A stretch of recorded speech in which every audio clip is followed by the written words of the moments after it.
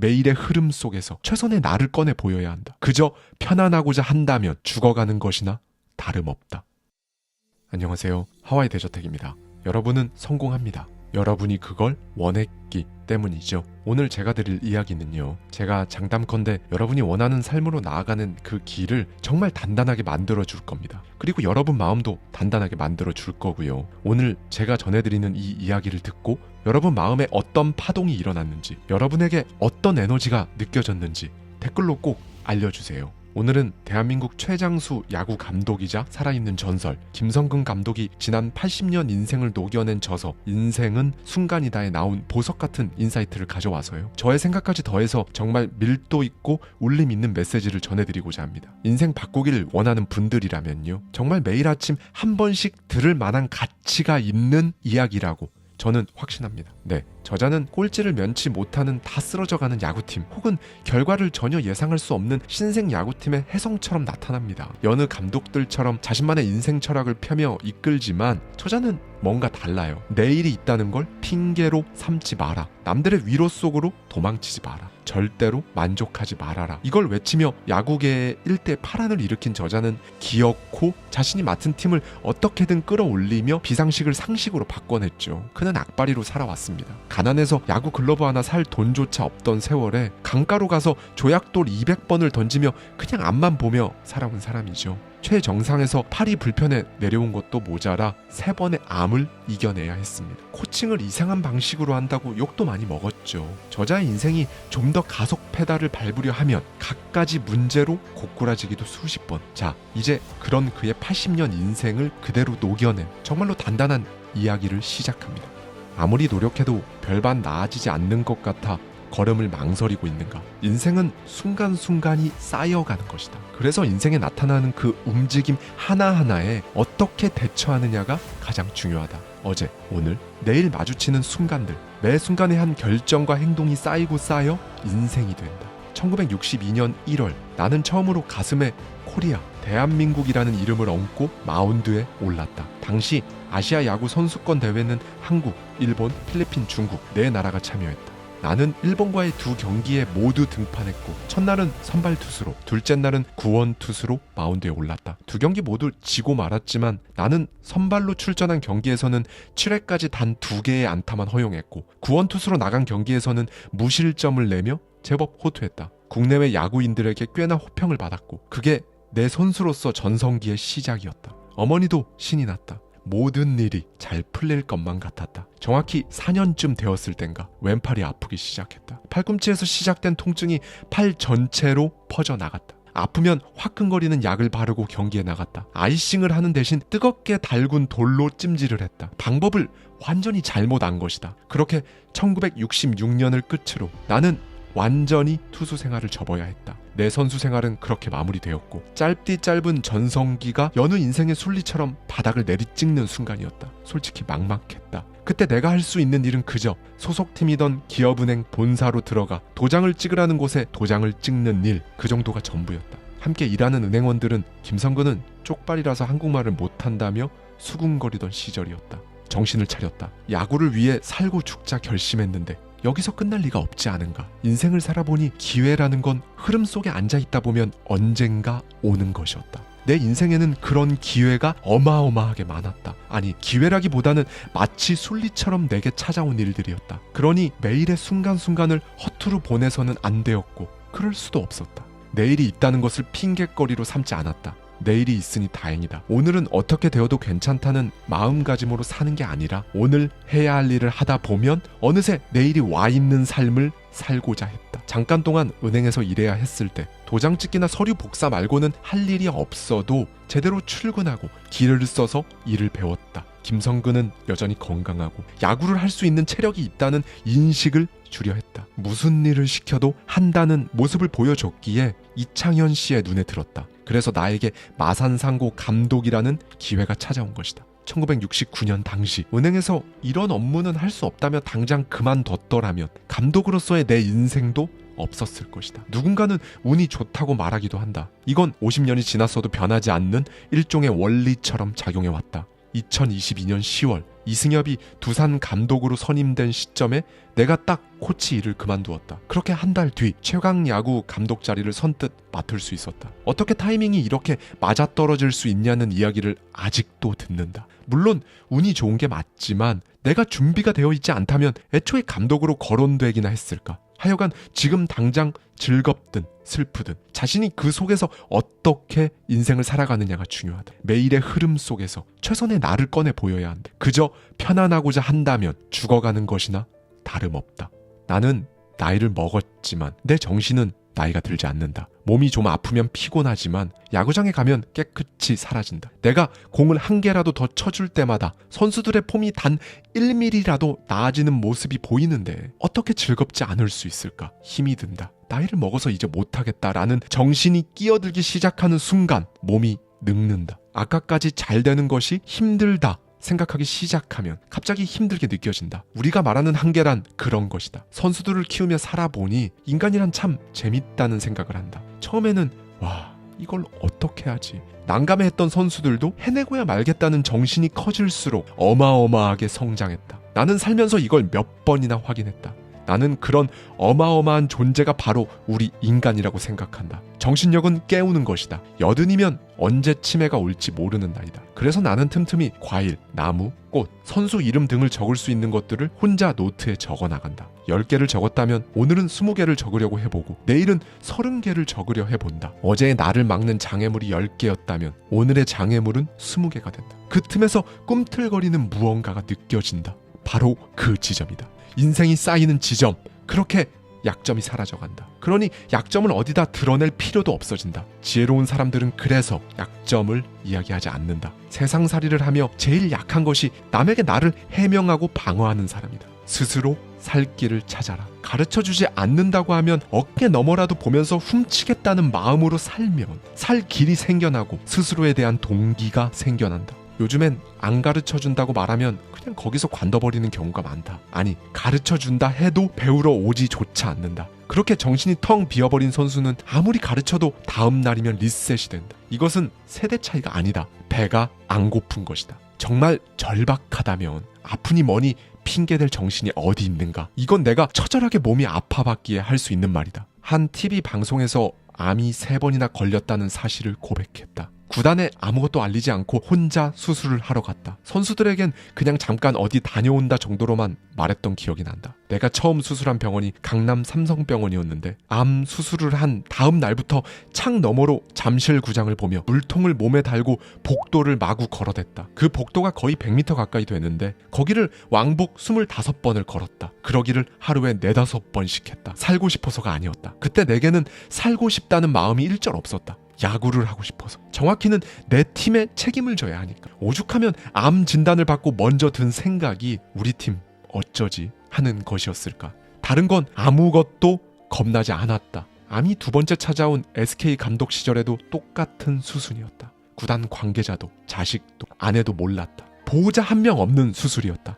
지금 생각하면 가족들에겐 참 미안한 일이지만 그때는 무한 경쟁 속에 있었으니 내 약점을 세상에 알릴 수 없었다. 약점을 들키는 순간 뒤처지기 마련이니까. 자기 약점은 절대 남에게 보이는 게 아니다. 그러니 프로에 있던 내내 나는 병에 걸렸다거나 하는 건 모두 함구했다. 살아보니 정신의 목적의식이 있는 사람은 육체에 지배당하지 않더라. 이걸 반드시 해야 한다는 생각을 갖고 있으면 아픈 것도 잊을 지경이다. 일단 목숨을 구하려면 앞으로 가는 수밖에 없다. 약한 소리가 나올 리 만무하다. 아파서 무언가를 못하겠다는 건 마음속에서 아파서 안 되겠다는 식으로 이미 타협을 하고 있는 거나 마찬가지라고 생각했다. 바로 내가 처절하게 아파봐서 할 수 있는 말이다. 그냥 이것만 기억하라. 가혹하다. 괴롭다. 힘들다. 뭐든 이유가 많은 사람은 결국 아무것도 하지 못한다. 3번째 암이 찾아왔을 때는 시합하고 방에 들어오자마자 문을 잠그고 바로 픽 쓰러졌다. 그 다음날 아침에 깨어났을 때 머릿속에는 오로지 이겨내야 한다는 생각밖에 들지 못했다. 역시나 암이란 녀석은 나를 굴복시키지 못했고 나는 어김없이 이겨냈다. 이때를 기점으로 나는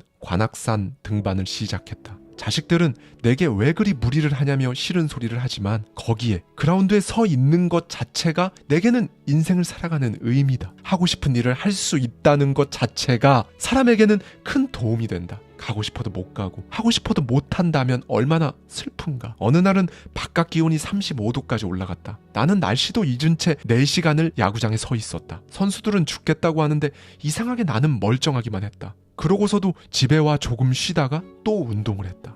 여기서 내가 너무 인생을 혹독하게 다룬다며 비난할 사람은 하라. 살아본 사람이라면 알겠지만 어차피 인생의 등락은 내가 올라가 본 만큼 떨어지기도 하고 또 바닥을 찍은 만큼 다시 올라가고 그 수순이다. 산을 생각해보라.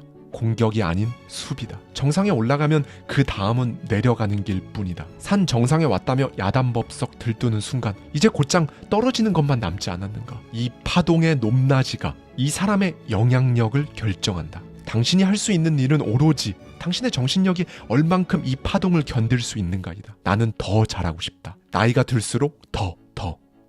이 야구에서 내 정점을 찍어내고 싶다. 파동이 점차 잔잔해지는 인생 말고 모든 것이 허락되는 이 시간에 할 수 있는 모든 것을 끌어내 선수들을 더욱더 강하게 키워내고 싶다. 그렇게 하려면 그만큼 나를 내리꽂는 세상의 역경을 이겨낼 정신이 있어야 한다. 산이라는 건 멀리서 보면 낮지만 가까이 갈수록 높다. 당신의 목적이란 바로 이런 산이 아니겠는가. 가까이 다가가 보았는가. 숨이 차고 힘들고 괴롭다. 쉬어버리고 싶은 마음이 생긴다. 멀리서 보던 것과는 전혀 다른 것이다. 그래도 한 발 한 발 가라. 앞서니 뒤서거니 하다가도 끝까지 0.1%를 찾아내는 사람이 세상을 움직인다. 그냥 포기하자 하고 집에 돌아가 다른 기회를 노리는 사람이 99.9%다. 당신 앞에 있는 문제를 놓치지 말아야겠다는 그 의식이 필요하다. 그런 사람들이 무언가 해낸다. 예전에 한 의사가 해준 이야기가 있다. 요새는 100세 시대라고들 하는데 자꾸 80살만 먹으면 곧 죽을 줄 알고 집에 가만히 드러누워 있기만 한다는 것이다. 그러면서 의사가 하는 말이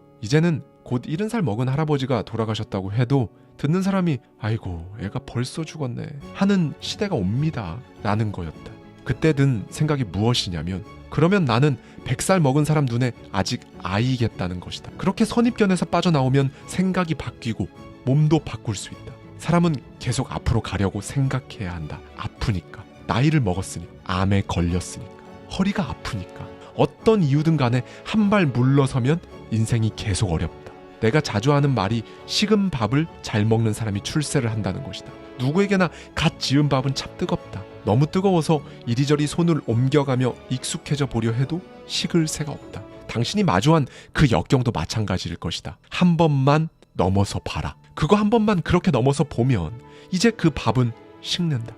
파울을 몇 번 쳐도 괜찮다. 감독에서 잘려도 수없이 비난을 받아도 그냥 넘어섰다. 그래서 난 그냥 아직 이 자리에서 야구를 한다. 방법을 찾아야 할 때 나는 언제나 긍정적으로 변한다. 나는 내 성격 중 이런 점을 가장 좋아한다. 사실 나는 참 소질이 없는 선수였다. 처음 야구를 시작했을 때 포지션은 우익수였는데 당시만 해도 수비를 못하는 선수에게 우익수를 맡기던 시절이었다. 야구 선수로서는 속된 말로 모가지인 수준이었다. 그때야 워낙 선수가 부족하니 기용해줬지. 지금 태어났으면 어림도 없다. 그때 나는 심지어 발까지 느린 선수였다. 한 번은 중견수 앞 안타를 치고도 발이 느려서 1루에서 아웃을 당하는 충격적인 결과를 받아들었다. 그날부터 어떻게 하면 빨라질 수 있을지 그 방법을 찾는 데만 몰두했다. 곧바로 육상부를 찾았다. 육상부 감독에게 어떻게 해야 빨라질 수 있냐고 물으니 감독은 내리막길을 뛰는 훈련을 해보라고 권했다. 신선한 충격이었다. 내리막길을 달리면 가속이 붙어서 넘어지지 않으려고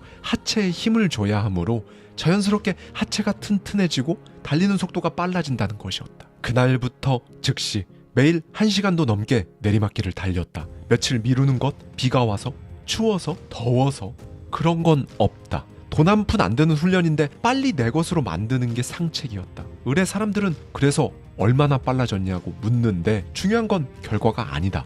나는 내 밑바닥을 똑바로 봤다. 지금 당장 내가 뭘 해야 하는지 냉정하게 판단했다. 정신을 모두 집중했다. 살아보니 이것만큼 사람을 발전시키는데 가장 크게 작용하는 건 없다. 나는 선수로 한국팀과 계약을 하고 나서야 처음으로 새 옷을 사서 입어봤다. 그전까지 나의 모든 옷은 형이 입던 옷이었다. 내 도시락 반찬은 오직 간장뿐이어서 학급 아이들이 놀려대는 통에 학교에 가지 않은 적도 있다. 우리 집은 지독히도 가난했다. 원망한 적이 있냐고. 단언컨대 단 한 번도 없다. 남들 상황 부럽지 않았다. 없으면 없는 대로 내 인생 어떻게 구워 삶을까, 이 궁리만 했지 남들이 어떻게 사나 기웃거린 적 단 한 번도 없다. 푼돈벌이도 안 해본 게 없었는데 고등학교 학비를 벌기 위해 자전거에 우유 400병을 싣고 달릴 때마다 하는 말이 이거였다. 목적지까지 오늘은 어제보다 5초만 더 빨리 가보자. 내 눈앞에 던져진 것들을 이리저리 굴리며 스스로 타게 할 아이디어를 찾는 게 내 인생이었다. 고등학교 때 갑자기 투수를 해보라는 이야기를 들었을 때도 그랬다. 우리 집에 야구용품 같은 걸 살 돈이 있을 리가 있는가. 나는 또 곧바로 움직여 방법을 찾았다. 집 앞에 흐르는 강에 가서 돌멩이를 수도 없이 던지는 것. 하루에 돌멩이를 200개씩 던졌다. 가졌냐 못 가졌냐는 중요하지 않았다. 된다 안 된다를 따지지 않았다. 그냥 무조건 되게 한다, 이 방향만 새겼다. 솔직히 내 이런 기질 덕에 도움을 많이 받았다. 한국어에 보면 어차피, 혹시, 그리고 반드시라는 말이 있다. 나는 어차피 속에서 혹시를 만들어내는 게 최고의 인생이라고 본다. 나는 어차피 속에서 혹시라는 가능성을 상상해서 그것을 반드시로 만들었다. 그게 내 삶이었다. 그러니 김성근이 감독을 맡으면 반드시 새로운 야구를 한다는 결과가 만들어졌다. 2007년 한국 시리즈 당시 우리는 1차전과 2차전 모두 패배했다. 한국 시리즈 2차전까지 다 지고 우승한 케이스는 그때까지 단 한 번도 없었다. 더군다나 상대는 경험이 많은 노련한 두산이었기에 매스컴도 야구계도 SK의 패배를 예측했다. 모든 잘못은 전부 내가 한 것 같았다. 내가 무능한 탓, 내가 못난 탓, 어디도 말할 수 없었다. 리더가 포커페이스를 잃는다면 모든 이들이 불안과 패닉에 빠진다. 감독실에 새벽까지 드러누워 끙끙 앓았다. 2시 반쯤 되었을 무렵 문득 머릿속에 이런 생각이 스쳐갔다. 2패했어도 아직까지 괜찮지 않나? 아직이라는 한 단어가 떠오른 순간 나를 짓누르던 그 고약한 무게가 가벼워졌다. 갑자기 머릿속 분위기가 전환됐다. 벌써 2패나가 아직 기회가로 바뀌니 날뛰던 마음이 꽉 잡히는 느낌이 들었다. 정말로 이상하게 그 다음 시합부터 내리 이기는 게 아닌가. 나는 이 우승에 아직이라는 마음이 큰 기여를 했다고 본다. 살아보니 인생에는 그런 게 중요하다. 버리는 것 말이다. 선입견을 버리는 것, 상식을 버리는 것, 과거를 버리는 것. 그 후로 나는 선수들에게 이렇게 말한다. 과거에 실수를 했든 실패를 했든 그냥 뭘 했든 끙끙 앓게 만드는 것은 다 버려라. 그때의 생각, 방법이 나빴을 수 있다. 너희가 나쁜 게 아니다. 얘들아, 생각, 방법, 자세를 바꿔봐라. 자세를 바꾸면 새로운 게 나온다. 안 될 때, 실패할 때, 아플 때 너도 모르게 크고 있다. 선수들을 보며 몇 번이나 느낄 수 있었다. 생각이 바뀌면 행동이 바뀌고, 행동이 바뀌면 습관이 바뀌고, 습관이 바뀌면 운명도 바뀐다. 눈빛이 바뀐다. 모든 일에는 밑바닥을 볼 가능성이 따라다닌다. 그만큼 찬스도 온다. 참 기괴한 행동들로 욕도 많이 먹었다. 우리나라는 대체로 유별나게 튀는 걸 좋아하지 않고 일반적인 방식을 선호하는 경향이 있어서 여태 없던 일을 하면 곧바로 비난부터 받는다. 벌떼 야구라는 괴상한 방법을 썼을 때도 그랬다. 그때 내가 맡은 팀의 밑바닥을 타게 할 방법은 이것뿐이었다. 곧바로 엄청난 비난이 이어졌다. 내가 일부러 어떤 특정 선수의 승을 챙겨주려고 내보낸다는 둥, 기록을 만들어준다는 둥. 그런데 지금은 야구가 그렇게 바뀌어 있다. 투수 여러 명을 쓰는 게 이제는 상식이 되었다. 그때는 상식이 아니었다. 만약 세상이 시끄럽다고 내가 거기에 맞추고 나의 야구를 하지 않았다면 지금까지 내가 한 말은 모두 다 의미가 없을 것이다. 사람은 누구나 벽에 부딪힌다. 그냥 부딪혀라. 부딪혀보면 거기에 수가 있기 마련이다. 비상식적이라고? 이것도 저것도 안 되고 도무지 나갈 길이 안 보이는가? 별 수 없다. 유리창을 깨고 나가야 하지 않겠는가? 그냥 앞으로 간다는 정신만 온전하면 문제될 게 없다. 무엇에서든 비상식적인 승부수를 던져야 살아남는. 그리고 거기서 살아남으면 당신이 한 비상식은 곧 상식이 된다. 새로운 흐름 속에서 새로운 나를 찾아라. 나는 여태껏 그 방식으로 살아왔다. 나에겐 이 방식이 상식이다. 문제를 놓치지 말아라. 절대로 문제를 놓치지 말아라. 돈 받으면 다 프로다. 당신의 일터는 프로의 세계고 당신은 프로다. 이름을 걸고 문제를 해결하라. 이름을 걸고 살아간다 생각하라. 프로의 세계다. 젊은 세대가 기다리고 있다고 밀려날 생각에 벌벌 떨지 말고 더 단단해져 나아갈 생각을 하라. 그러려면 어떻게 해야 되냐고? 이 정도면 되겠다 정도의 정신력을 버려야 한다. 그 생각으로는 해내지 못한다. 지금까지 나는 가운데에 서본 적이 없다. 내가 아니면 나를 살려줄 사람은 이 세상에 없다는 마음으로 벼랑 끝에 서 있는 게 내 인생이다. 물론 떠올린 생각과 결단이 막상 열어보면 틀린 생각일 수 있다. 하지만 그러면 어떠한가? 틀리면 또 다른 문제를 발견하고 힌트를 얻을 수 있으니까 오히려 좋다. 시행착오가 많은 인생이야말로 베스트다. 물론 삶의 방식이란 어떤 게 무작정 좋다, 나쁘다 단정할 수 있는 문제가 아니다. 그러나 어떻게든 해내겠다고 의지를 갖고 끝내 하지 않으면 무슨 일에서든 성공을 거두기가 어려운 게 인생이다. 사실 힘이 든다고 생각하는 것 자체가 한 구석에서는 포기하겠다는 마음을 품고 있는 것이나 다름없다.